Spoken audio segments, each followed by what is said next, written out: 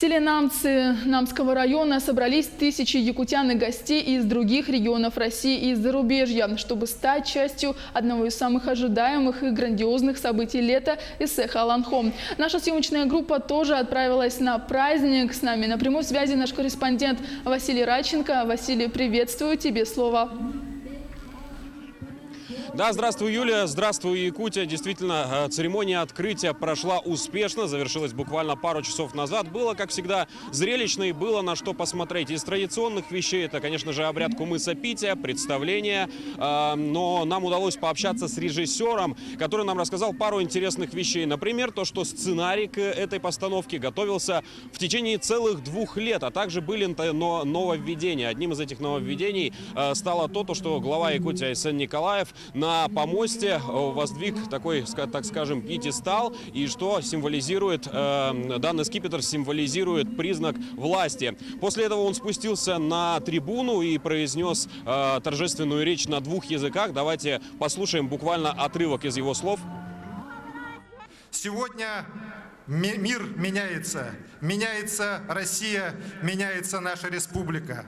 Перед нами грандиозные задачи и национальные проекты, поставленные нашим президентом Владимиром Владимировичем Путиным, и реализация нашей стратегии развития нашей прекрасной, любимой республики.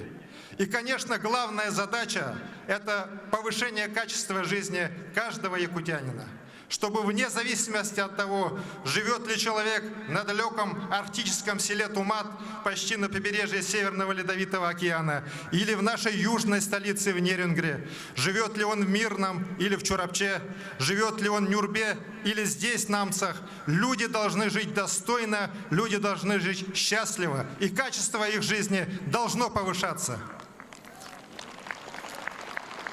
Я уверен, что мы будем развивать каждое наше село, каждый наш город, каждый наш улус, нашу республику, а значит и нашу великую родину Россию.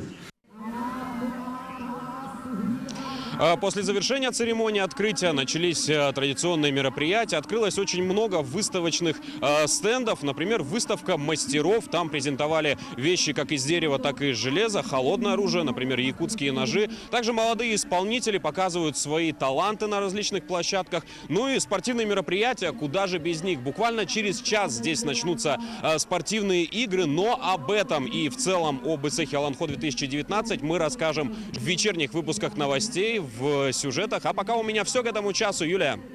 Спасибо, Василий. Я напомню, на прямой связи со студией был наш корреспондент Василий Радченко.